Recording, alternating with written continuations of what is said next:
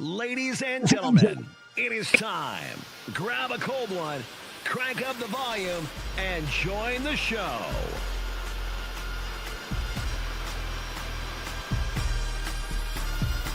Welcome to NBNR Live.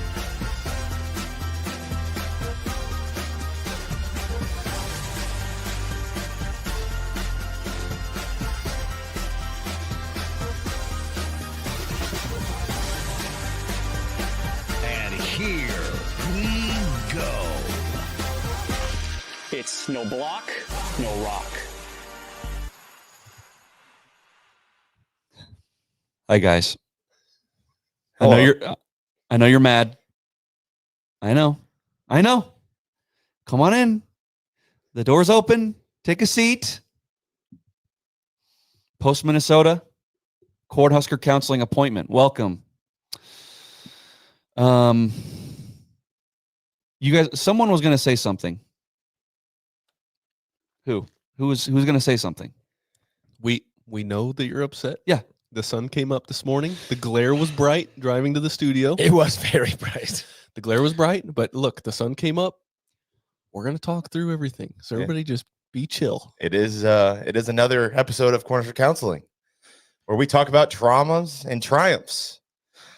God, it's going to be hard to find some triumphs in this game. It's going to be a whole lot of traumas today, I feel like. For those of you that are here to see if you won free tickets to Northwestern, You're going to have to wait. get comfortable. Get comfy. I want you to really embrace what is Cornhusker Counseling. Sit in that chair. Yes. Listen, you're going to have to listen to this. Okay. You're going to have to listen to our spiel. Okay. Typically, we do start off with triumphs, good things that we saw in the game that we liked. I can think of one thing. I don't know if anyone just wants to start off. I can talk about one real quick. I can think of the singular thing that I thought was a triumph. Everybody has the same triumph, One right? thing. For the game? And that was the pin on the 2-yard Oh, line yeah, by but- Archie Wilson. I will That's say what there's a non-game related triumph. I was going to go to this game and was going to spend a lot of money to go, and I did not spend that money. So that is a triumph for me. Jesus. That. Thank God. I mean, Yeah, congrats. Congratulations. Congratulations. That's that was good. almost like $1,000 in my pocket. So, Yeah, some people gamble. I didn't gamble that time. yeah. Cunanan hit 2 field goals. Yep. That's Hey, that's a triumph. Triumph. yeah, I said one thing. Yeah. And I was like, I mean, it was special teams. Special It was teams, Archie and Cunanan. Like that was. It felt like the only super positive. yeah, on a night where nobody showed up. Players, most coaches, I think, were maybe in a different headspace. I don't know. I don't know. Maybe. We got to talk about that. But does anybody actually think that the Penn State drama had anything to do with what happened last night? Not even a little. Okay, so we're on a triumphs. This, Traumas. Yeah, I don't Go know on. if there's any more triumphs from this football game. No, we're No. done. That's it. That was it. Actually, if we're going to traumas already, I want to talk about a trauma that was also special teams. Ja'Cory Barney. Yeah. Stop turning around and running backwards when you return those punts. I know. It's cute and it does work occasionally, but it's an incredibly dangerous play. And we went from catching the ball at the 15 and I think getting pinned at the 9. That's a big difference. play. It's 6 yards, but that's a big 6 yards. Here's where I'm at with Ja'Cory. Like, he could probably kill my family, and I'd be like, "Oh, Ja'Cory." I still love Ja'Cory Barney. You know, I'm not saying he's a bad player. I I like, just- I'm like, seriously? what is wrong with you? Like, no, Ja'Cory, don't. Like, I love my dog. I My think- dog is my pride and joy, my jewel in life. No, don't kill my dog, Ja'Cory. You don't Dang have- it. You don't have this broadcast at your house right now, do you? She's just sitting on the couch watching like, oh, I need to get the hell out of here. She's very talkative too. Kyle, you were gonna. I thought you were gonna say something. Yeah, I was just gonna say I think Matt Rule and Eck would both tell you, like, look, we just trust him to make a play, and sometimes that just doesn't work out. And so he's of course trying to make a play. He's got a long leash because he's a dog. Yeah. So That's good. That That was is nice. nice. Was that intentional? No, it wasn't. How did we not come up with that earlier? I'm just a genius on accident. Holy That's shit. all it is. Yeah. Yeah, that's good. Okay. So, Mike, you posed the question. I'll say this.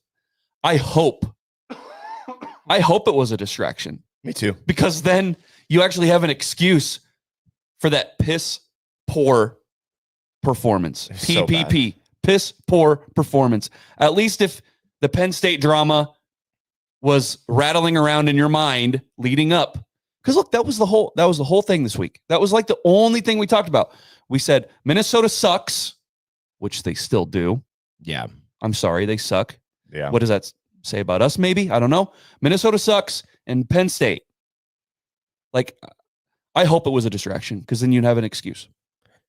In our season preview, one of the biggest notes on my research that I did was that it was a short week on the road against Minnesota, who PJ Fleck has got Nebraska's number. He always has since he's been He's here. daddy, yeah. And so, I had predicted a loss for this game just to start out the year with, because I was like, look, that's probably going to be a big factor. And it certainly looked like every single person on that football team was just asleep. Yep. There was zero energy. Everybody, people were dropping balls. The offensive line was that second to last sack for Gunner. He didn't even know that defensive end was there. Didn't even know he was on the field. So there was just a million things that you looked at and you were like, these guys aren't even here. They have no idea what's going on. So going into the season, I think 3 out of the 4 of us predicted this as a loss. Is that right? Yeah. Jared, did you predict this? Preseason. Yep. I wanted to be the contrarian. Yeah, but on Monday, Dummy. On Monday, I predicted this game a win. I had flipped. Yeah, I flipped too. Yeah. All of us did. And we did that because what this team had shown us they could be. Yeah. And it's a quote that I've seen a lot recently, especially on Twitter, is that on paper, we were the better team. But unfortunately, the game was played on grass. And we got proven that we were not the better team. We were rattled. I don't know what it was. We, for all intents and purposes, should have beat the shit out of Minnesota. They were just asleep. They literally were. There just was asleep. no energy. Yeah. Well, and we talked about the homecoming of Emmett Johnson, right?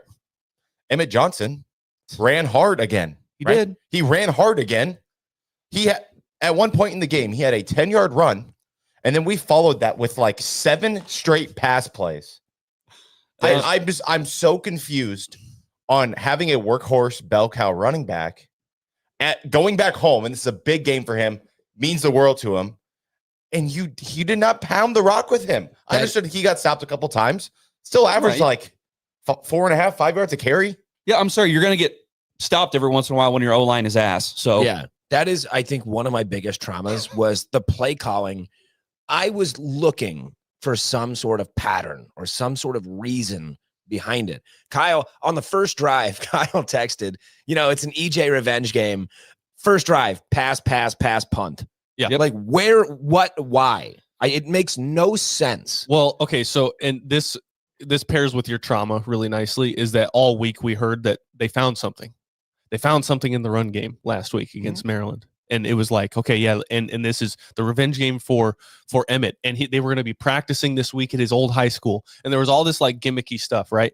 Yeah. And I'm just waiting for the day for Nebraska to match what the opponent thinks you'd be doing, right? So if you say that you found something in Emmett and then you come out and the first drive is pass, punt, it's okay, hold on, let me get this straight. So PJ Fleck, for the last 6 games that you've played them, has just controlled the clock, had beaten you on the line of scrimmage, had just kind of controlled the game every time you've played them. At some point, Nebraska needs to realize, hey, we need to match that. I just want to see a game plan put into place that shows hey, this is just a little bit different because we know who the opponent is. And it just was not different at all. It was the same. You guys mentioned Emmett running for 4 to 6 yards a carry, and you're coming out and you're running him and then pass. It's yeah. I just want it to make sense to me. And when it's 6 to 7, and you know what kind of game this is going to be, where they've got the lead, and now you know what they're going to do. They're just going to keep running and running and running. And they did that for 98 yards on that 10-minute drive, 9-minute drive. It's just I want them to match what your opponent is trying to do. If you think they're just trying to turn this into a rock fight, turn it into a rock fight.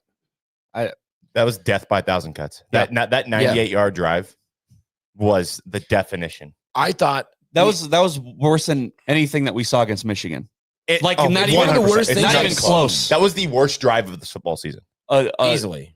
A dismantling of your Crazy. defense. I thought when they came out and took the ball at that 2-yard line, I was thinking, first thought is maybe we force a safety here, grab that lead, get the ball. They convert almost immediately as the second play of that drive. They get that first down. And immediately it was just like, I know where this is going. I've seen this movie. And it was just slow and painful. And it felt like this defense just had no answers the entire game. It felt like they were able to move the ball at will, whether it's, 3 or 4 yards. And how many times did I text you guys my own obituary with cause of death listed at third down defense? Crazy. Like, it was insane. Like, we couldn't stop shit on third down. Even if your scheme was picture perfect and the guy was there, you don't make the tackle anyway. The tackling was horrendous. Dude, just we're in year 3, and so when you see basic blocking and tackling, that is football.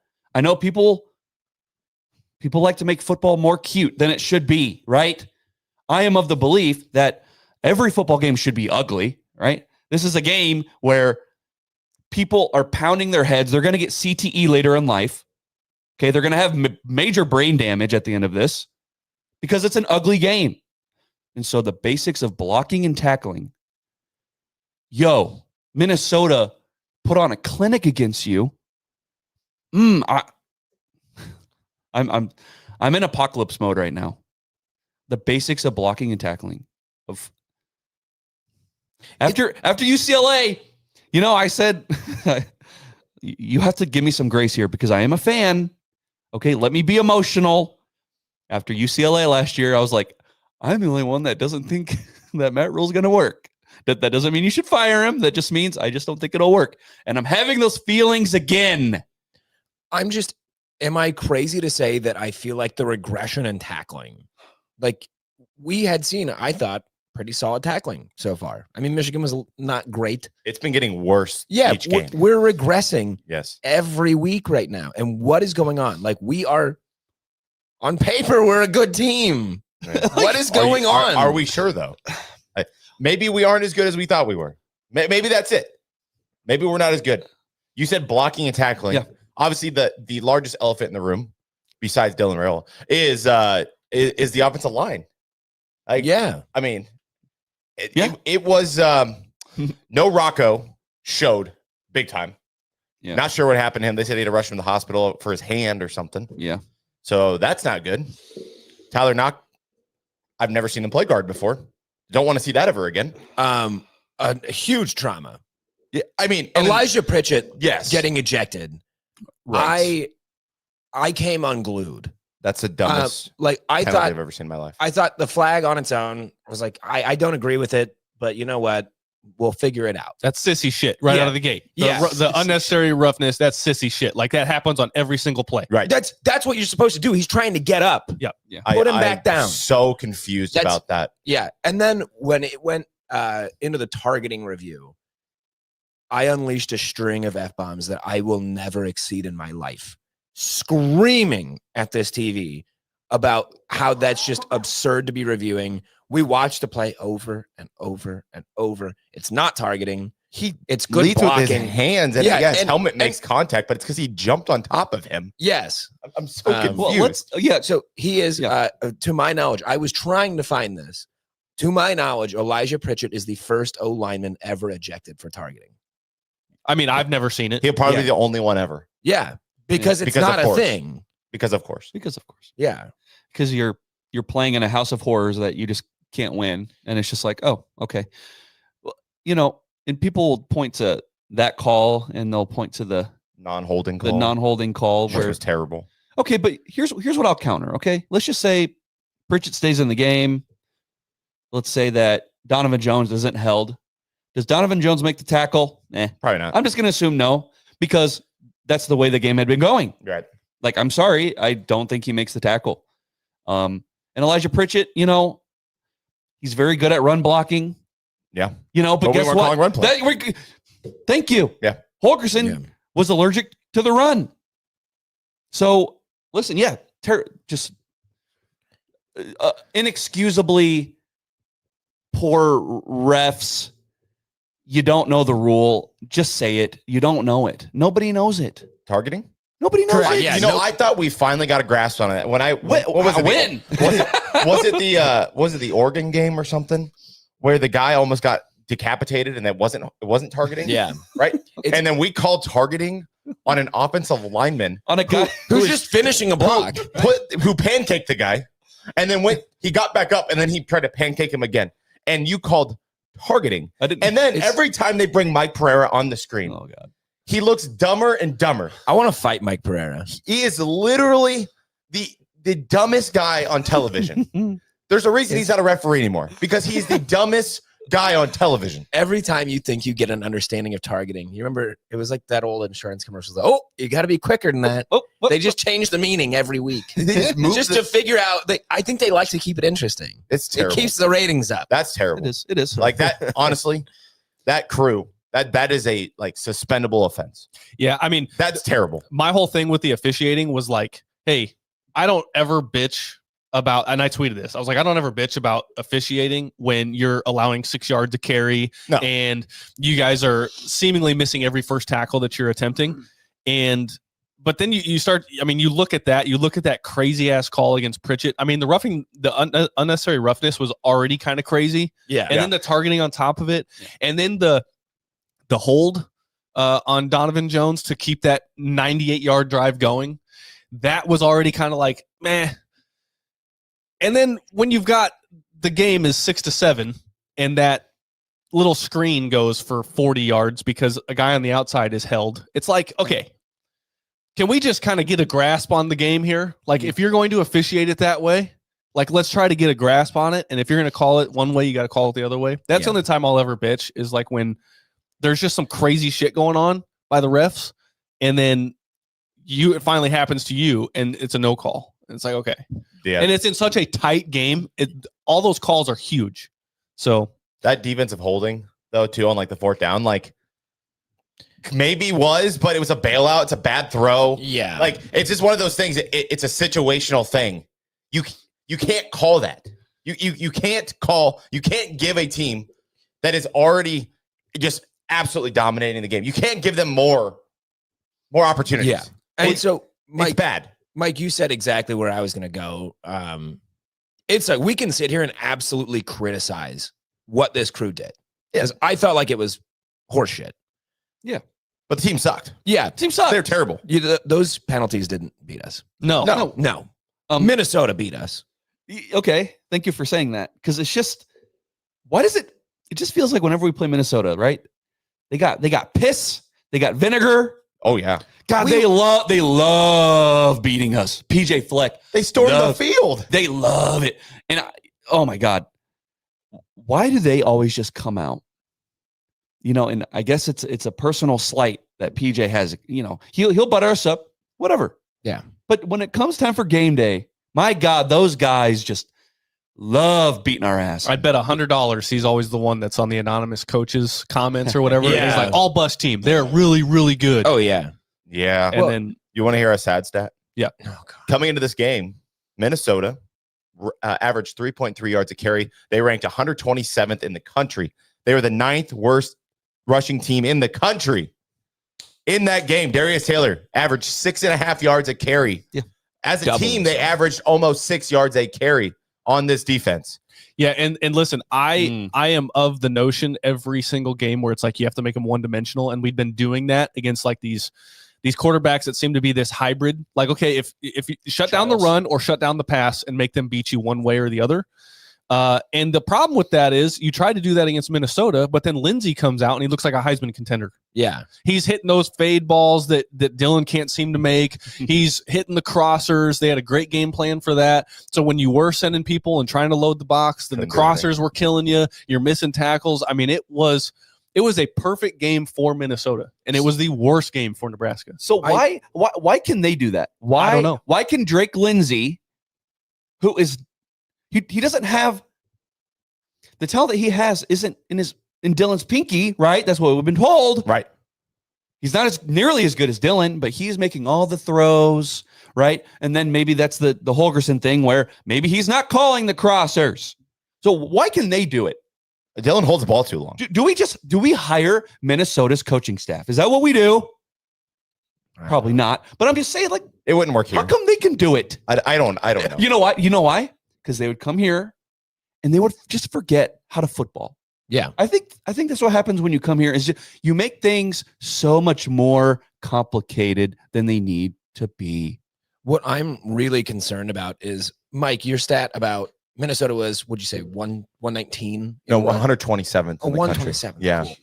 Cool. Yeah. And they doubled their rushing efficiency against Nebraska. Yep. What Minnesota just did was put out the blueprint, the definitive blueprint on how to beat Nebraska. And what worries me is it's literally just one step.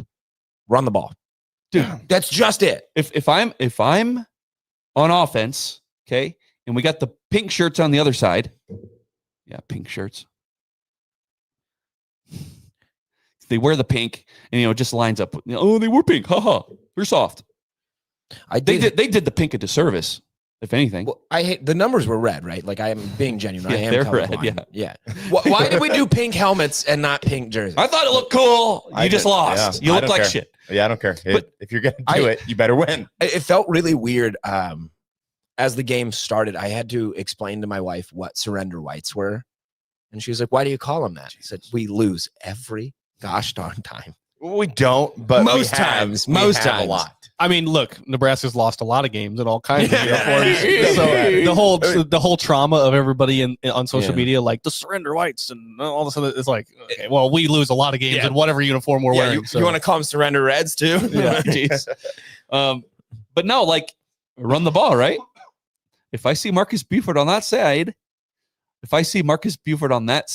the field, I'm running to that side because you can't tackle. You can't tackle on that 70-yarder. What are we doing, dude? Like so bad. Listen, you're an experienced guy. I don't know if it's an effort thing. I don't know. But you looked like me. You looked like a clown, bro. I think that's why Rex Guthrie's been playing so much. Guess, maybe, but he can't tackle either. So it's crazy. The basics of football. They sucked. And it's like, Mike, you kind of asked this. Like, who is this team? Is this team what we saw in the first half of the season where they are overcoming adversity? Right. Or is what we saw last night more of the real Nebraska? Like, who is the real Nebraska? Well, this goes right back to my season prediction. I knew this game was just going to be shit. Yeah, I changed my tune last week because, of course, vibes are high. You just have that comeback win against Maryland, and then you look at Minnesota's 127th ranked rushing offense. Like, you look at these factors and you're like, yeah. But at the beginning of the year, when you look at a short week on the road against a team that has had your number for 7 years, it's like I kind of saw that coming just right out of the gate, right off the paperwork. I did not see us look that bad, but just if you're looking at a win or loss prediction at the beginning of the year, you look at that setup and you're like, it's going to be tough. Yeah. Yep. And so they come out and they just look like they're asleep. They're not even on the field. And it's like, look, part of that, probably you should look back at your season prediction and look on paper and see what you thought then. And it probably plays a big part in it. Yeah. I feel like a dummy now because for Michigan, you guys switched your tone against Michigan the week of, right? And I was like, no, I'm sticking to my guns. This week, I decide, you know what? The vibes are high. The team is different. Like I thought Minnesota would be better than they were, right? What? No, I'm dumb. I should have just trusted past Mike. Yeah. I should have just trusted my gut when I made this prediction before I ever watched this team play a single play. Yeah. Preseason Connor was a lot more objective than in-season Connor. Crazy. Yeah, I see. And like this might affect my views on this team going into this next week. I don't know.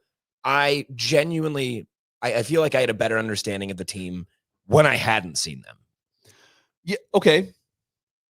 So I think it is absolutely reasonable to change your predictions as the season goes on. Yeah. What you are supposed to do is you take new evidence and you can change your mind. Yeah. That's like the whole point. That's like what science is.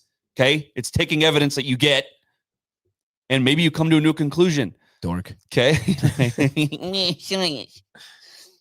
God damn it. Well, No, but fuck. Okay. Number one pass defense for a lot of the season, right? Yeah. Okay. But I think you've seen little nuggets of the run defense being poor. Bad. You know, it all just came flooding, right? Like the Cincinnati game, right? When they wanted to run, They ran. they ran pretty effectively. Okay. Michigan State, like Aiden Childs, playground, he was running a little bit. You stop the run. Yeah, and then the Matt Rule had the nerve to be like, "Yo, isn't it pretty funny that we can stop the run now? So we were so bad at it. Yeah, man. Now, every time I see them not stop the run, like the last 2 weeks, I'm like, God, you look like an idiot. It's just okay, and like so Maryland was running the ball effectively when they were doing it. Okay, you see little glimpses of like, okay, the D line is young, they are smaller. Okay, and you're seeing that other teams can run on them if they want to, if they commit to it. Minnesota and PJ Fleck, like, how did we not know that they would just commit to it? How did we not know that? We did, because John Butler last week in his presser, he said, "Look, he goes, I know they're going to try to run it at us." Yeah. But the problem lies in they're running the ball well, and so you load the box and you're trying to stop the run, and then Lindsey is just dicing you up over and over. So then you switch your defense, and now they're running on you again. I mean, it was just this perfect flow for Minnesota when they had to pass it. It was open because we're loading the box. But then when we adjust to the pass, now they're running the ball. It was a perfect game plan by Minnesota. They executed it perfectly. 0 sacks. 0 sacks. 0 sacks. 1 sack. No, we did get one. Did we get one? Yep. Yeah. Okay. 1 sack. Sorry, forgot that. How many did we give up? 36? Is that right? Dude. We're on 9. pace. We're on pace. Yeah. I think we lead the nation in allowed sacks now. So That was So. yeah, probably actually. yeah. Well, just like real quick, because I know, like, I'm sorry, I don't mean to interrupt you, but it's You're just like on defense, you had the worst of worst worlds when it came to the run defense, right? You had the long gash. Yep. And then you had the 98-yard drive where it was just 8.5 minute drive. paper cut. 3rd and 9. Not being able to tackle. But yes, stopping the run. How are you a future opponent of Nebraska and just not doing that every time? Because even when the guy gets there, he might not bring you down anyway. Yeah. I mean, they were falling Who forward. knows? They were falling forward for 3 yards every single play. Everyone. Except for the last drive. I watched a run up the middle. He's falling backwards for 7 yards. Yeah. That's disgusting. That It's was like just when he's on the 2 yard line or whatever. Yeah. When we pinned him deep. Yeah. He backed into 5 yards. Yeah. What are you doing? How is that possible? Like Nebraska cannot allow that to be possible. It's crazy. There's like a screenplay that should have been eaten up with like a negative 2 yard gain. And he ended up with like +5. Yeah. I I don't know. Do you question effort? Do you question heart? Do you question softness? I question technique. I just don't think that like that is clearly got to be technique.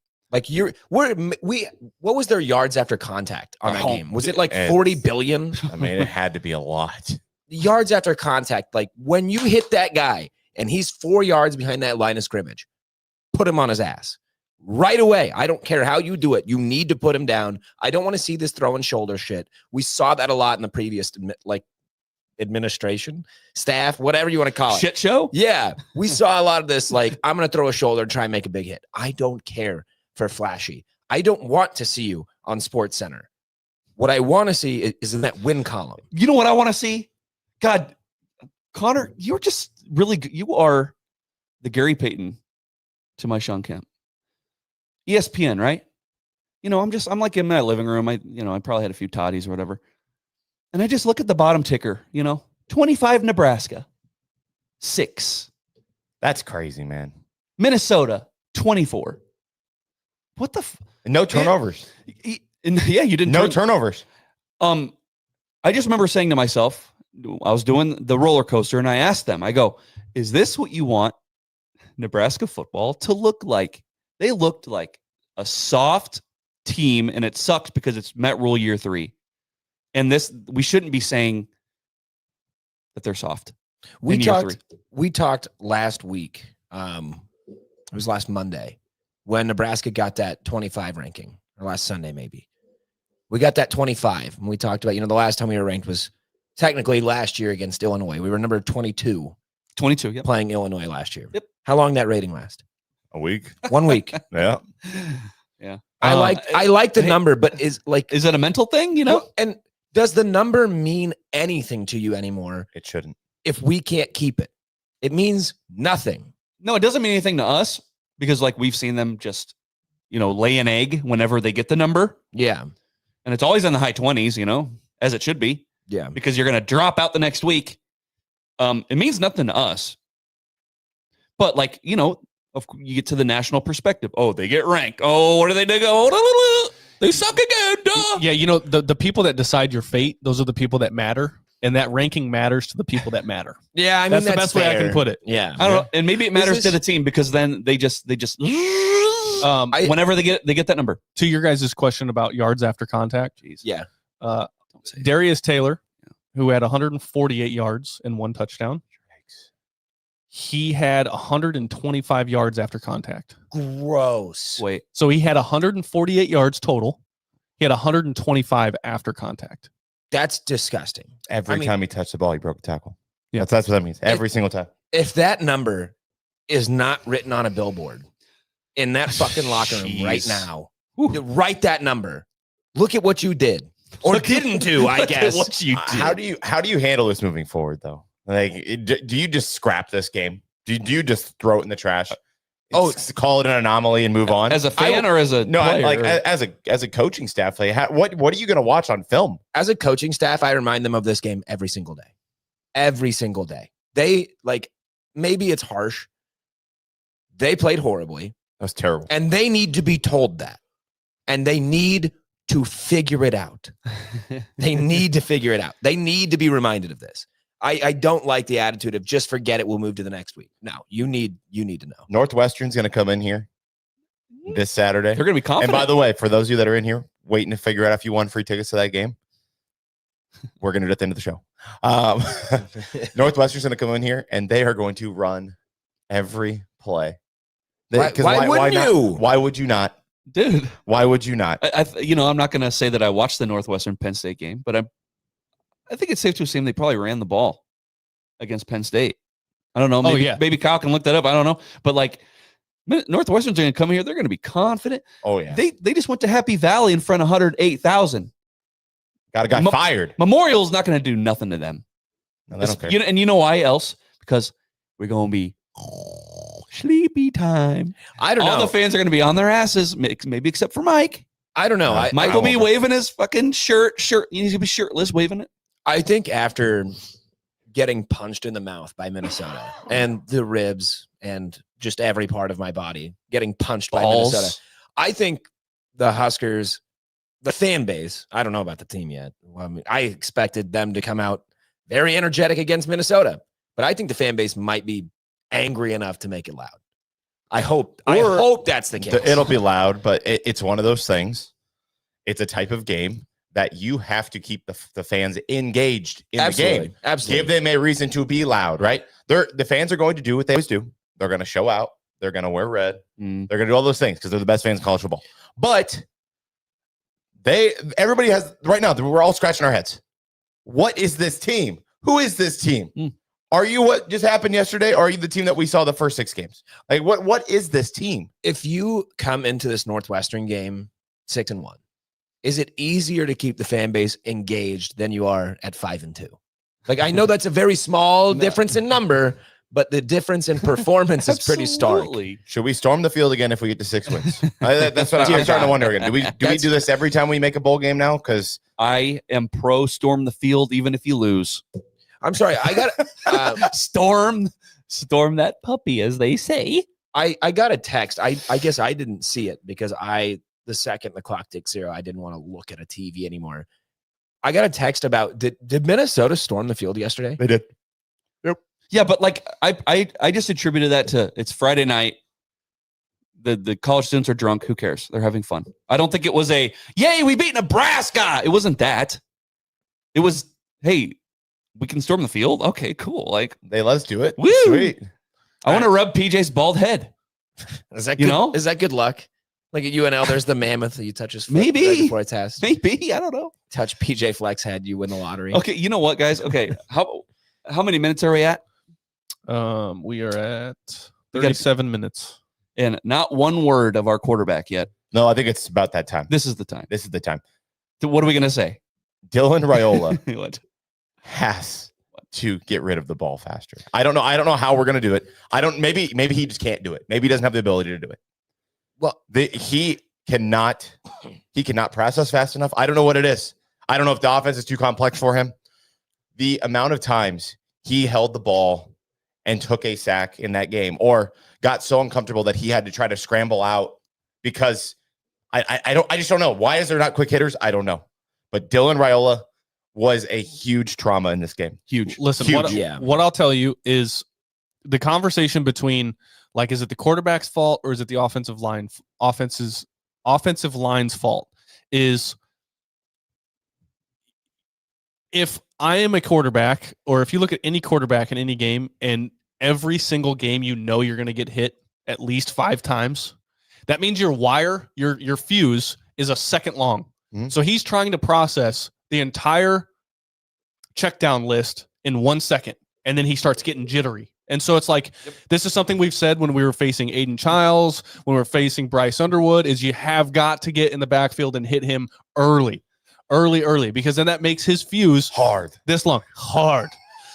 You have to get in there quick. And that is what every opponent has done against Nebraska outside of Akron and Houston Christian. Hey, you got to get in there right. And we ended up winning that game. Yeah, because of that. Because Dylan was able to dice everybody up, right? Yeah. And so it's just one of those things, man, where the conversation is always like, is it the line's fault? Is it the play calling's fault? Is it the quarterback's fault holding the ball too long? I just think that at this point in the year, when you're getting sacked 5 times a game, there's no way you feel comfortable back there. How about 9? Yeah. Right. 9. Yeah. Well, and so like, it felt like, I think starting in the third quarter, it looked like ball would come back. He would take one progression. He would look at one progression, and then he was like, I got to go. And he would just scramble. And he kept it weirdly. It felt like he kept turning into guys that were able to just easily get off blocks. And it's a pocket, right? So they make this pocket for him. And he would look at his first read and it wasn't open. And then he would get scared and try to run out of said pocket. Yeah. And he's not an athlete. So he's seeing ghosts right now. Well, that's right. And this is right back to the conversation, like the offensive line's fault, right? Like there are guys everywhere. There are guys surrounding you at every turn. You can turn to the left, there's a guy there. You can turn to the right, there's a guy there. You can try to step up into the pocket, there's a guy there. I know that the PFF thing, like they show like, okay, on this sack, it was the quarterback's fault. On this sack, it was the offensive line's fault. I just think that every time he feels like his wire is real short, he can try to turn one way, and there's just a guy there. Because our offensive lines, they're getting their shit kicked in on every single play. They're everywhere. And I think this game, like, this isn't me, like, talking shit on Dylan.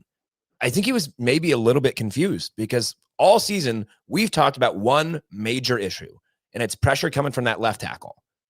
And yesterday, I saw a whole lot of pressure coming from that right tackle. So he's already scared about what's coming from what he can't see. And yesterday, it was everywhere. It was just everywhere. He was swarmed. Dude, poor Emmett. I felt bad. He got absolutely nuked. Oh, man. I watched that block over and over. He got nuked, dude. And of course, it was some nerdy fucking white guy in a neck roll. Yep. Because of course. Why not? Because we don't have one guy on our roster that has a damn neck roll. But they have like one dude who's, he's like the kid, the meme, right? What the fuck is going on? Running around. Yeah. Because he can't see very well. You know that meme? Yes, I know the meme. There's the Minnesota guy with the neck roll just blowing our shit up. Poor Emmett on a homecoming. It's so bad. What was worse for me? I'm sorry, just real quick. Yeah. Like Emmett looked pretty good. Yes. Like, again, he was running hard. His jittery little self. His cuts. His jump cuts are beautiful. Whoop! Hey, during the game, I'm like, whoop, whoop. Every time I touch the ball, because he looks like a mirror a little bit. He looks a little bit like a mirror. The only moment I'm gonna remember from this game is him going home. He's from Richfield, Minnesota, 8 miles away. a little suburb. You can't go back. You can't go back. A little suburb. Your neighbor's gonna talk shit the second you best. get out of the car. The best Minnesota suburb in the state. Emmett Johnson got blown up. We blew a guy in a neck roll. The best neck roll. He gets a shit. And I'm not even mad at him. Why would you be mad at him? I'm not mad at him. Why would you be mad at him? That's the only thing I'm gonna remember though is him just getting blown. Emmett got hit so hard. Dude, at this point, the game's over. Who fucking cares? Yeah. I'm laughing. Yeah. Sorry, Emmett. Emmett got hit so hard, I had flashbacks. To like 2 weeks ago, we were talking about Emmett can't block. Yeah, that's not his deal. He can't do it. I saw his ankles just go above his head. And I was like, oh, I remember that episode. Dude, okay. Hey, no block, no rock, right? Maybe that's why he wasn't getting the rock. Maybe God. Dana's like, nah. Well, maybe that happened in the first quarter. Yeah. Geez. I still can't get over the pass in the first 3 drive. plays. But going back to Dylan, right? I think he's seeing ghosts. And I think, I'm not gonna write off the rest of his career or anything like that. I'm just saying, as a Husker fan, I think what I want is I want a quarterback that's not afraid to be hit, because it's gonna happen, right? If you're gonna get hit one time and you're gonna become disheveled and your fuse becomes this short, dude, the best offensive lines are going to allow a sack. So yes, our O-line is booty. It's cheeks. Okay.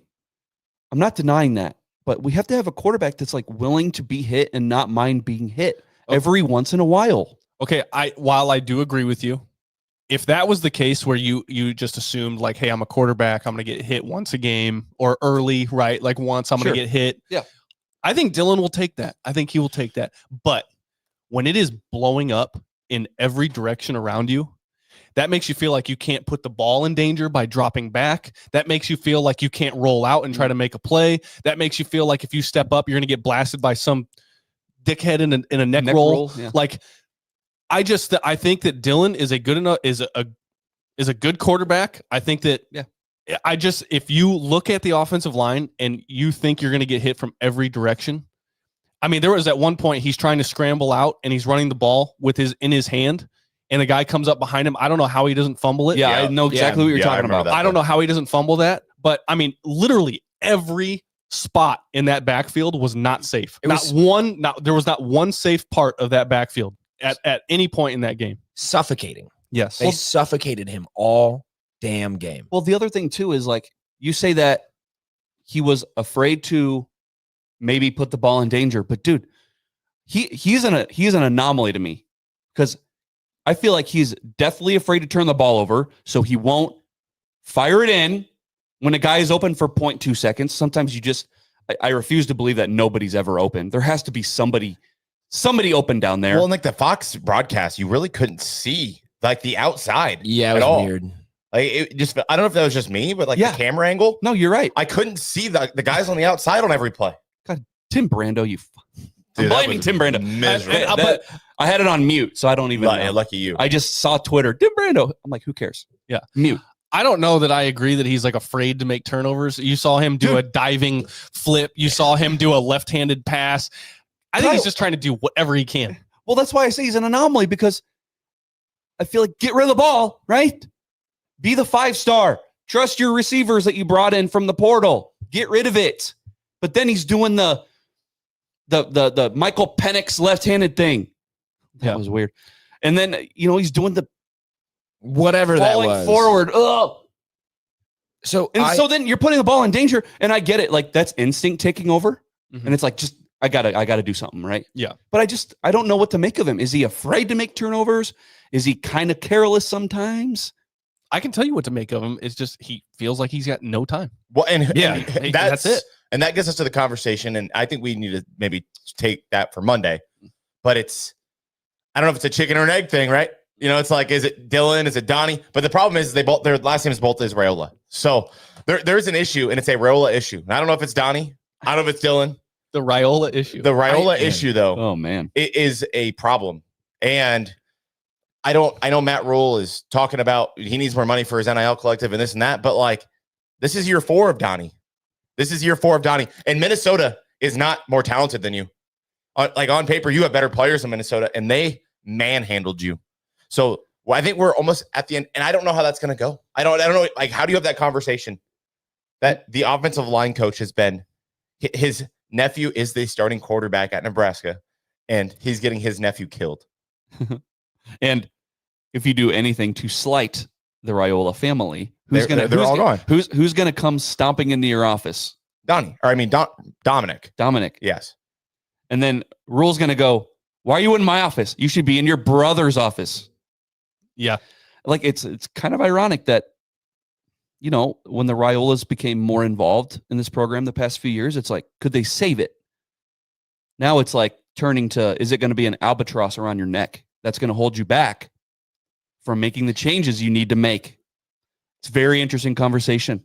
What did you call it? The Raiola, what did you call it? I don't know. Conundrum, the Raiola issue. Yeah. I think I don't know, dude. the only way, like, if you're going to get rid of Donnie, it's going to have to be, have you guys ever read the book of Mice and Men? Indeed. Oh, Lenny. Yeah. Oh, Lenny. I can't read. Poor It's- Lenny. It's going to have to be a Raiola pulling the trigger. Hey, like ask- one of them, like either Dom or Dylan is going to have to be the ones that step in that office and say, look, Yeah. this is not working. Like, But I just given their culture background, they're poly, like very, very tight knit family. Yeah. They are very, very, very close. but what's, Right? They are so close. but what's, It's not going to happen. Mike, It's what's- not going to happen. It's what a would be pride more thing. embarrassing to the Raiola family? That. Getting rid of Donnie and giving Dylan a good O-line to win games, or watching Dylan transfer out to a program that can actually protect him, Well, let me where ask he you can this, get though. wins and go to the league. If What's more embarrassing? okay, but here's the thing. So say you get rid of Donnie, right? You're still going to have to get new offensive linemen. Sure. So then if the offensive linemen that you get are better, then it's going to come into the conversation of, oh, well, see, it was just we had bad guys. Like, Or oh, bad coach. Well, then you can say, well, the new coach brought those guys in. maybe. Yeah. If they're all new guys. I don't know. And we don't know that like Donnie's gone or anything. I'm just like thinking through No, this. but- Like, Definitely not Dude, gone right yeah. now. He's not gone, but you cannot tell me that this is an unreasonable conversation to have. This No. is a totally I was texting. valid. Like, I'm sorry, you might have people going, you can't even talk about that. Yes, you can. 9 and cents. and you should.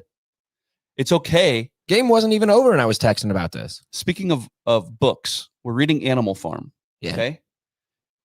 The thing about Piggies?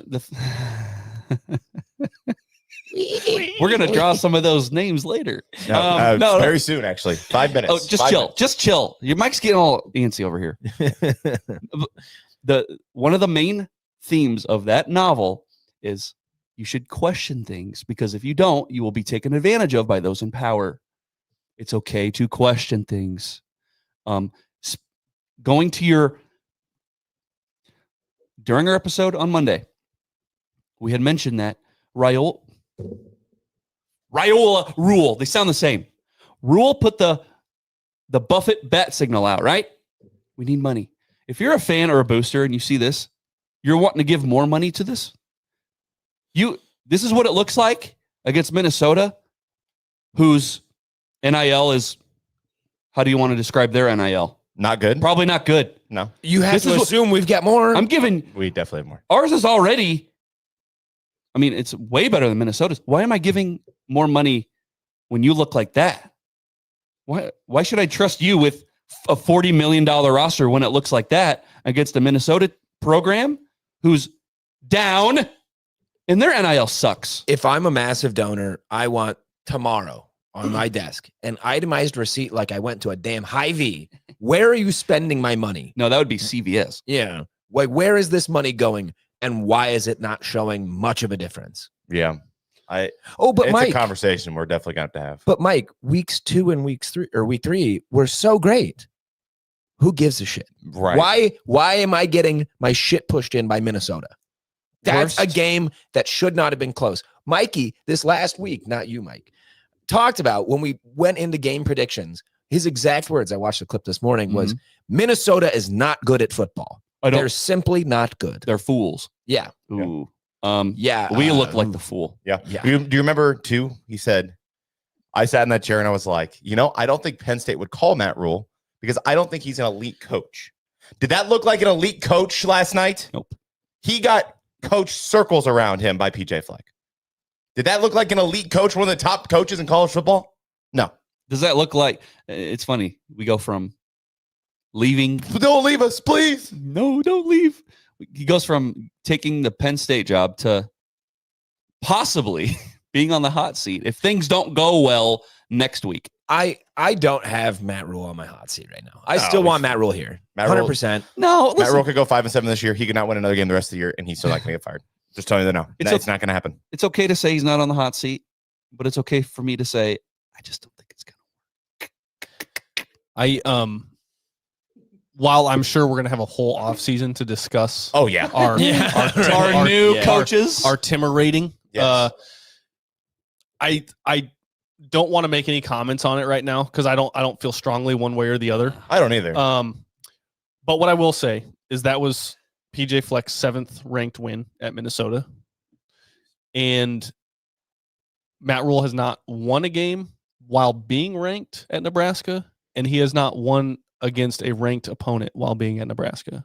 So those numbers actually are an issue. So there are a couple of facts that I just laid out for you, and you can build your opinion on it one way or the other. But right now, it just does not look. It does not look great. That doesn't make me feel great. No. That's all I'm going to say. Just when it looked like, you were taking care of these mid-level teams that like you are on the level of. Yeah. Right. You're on the level of Maryland.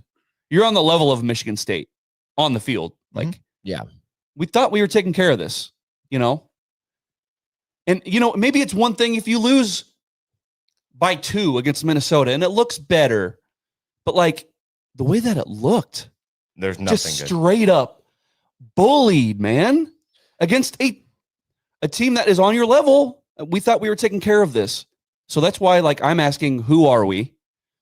But yeah, I thought we were kind of done with kind of shit like this. Yeah, and I think maybe before we get into the sweepstakes winners, between us and Aloe Fiber, our friends, Yay.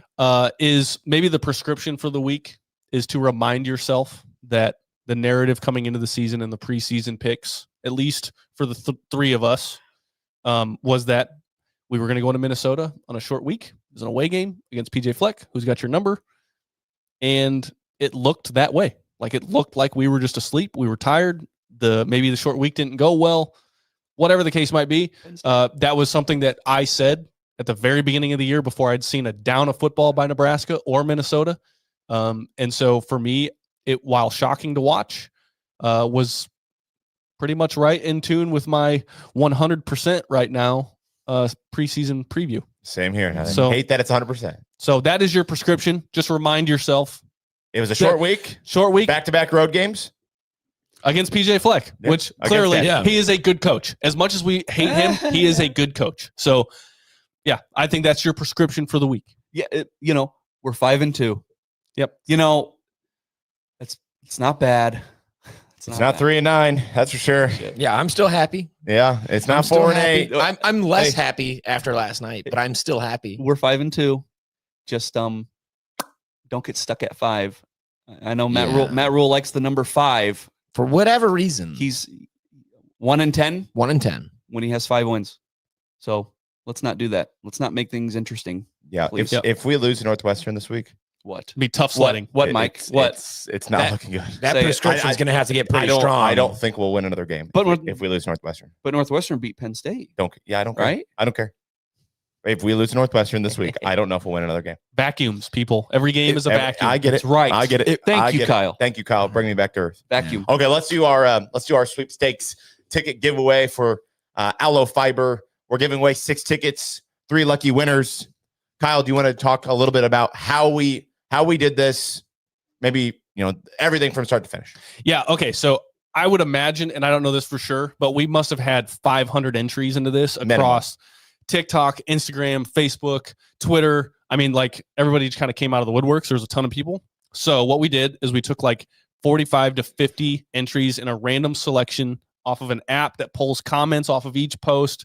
And so from those 45 to 50 people, we put them into a wheel that I will pull up now.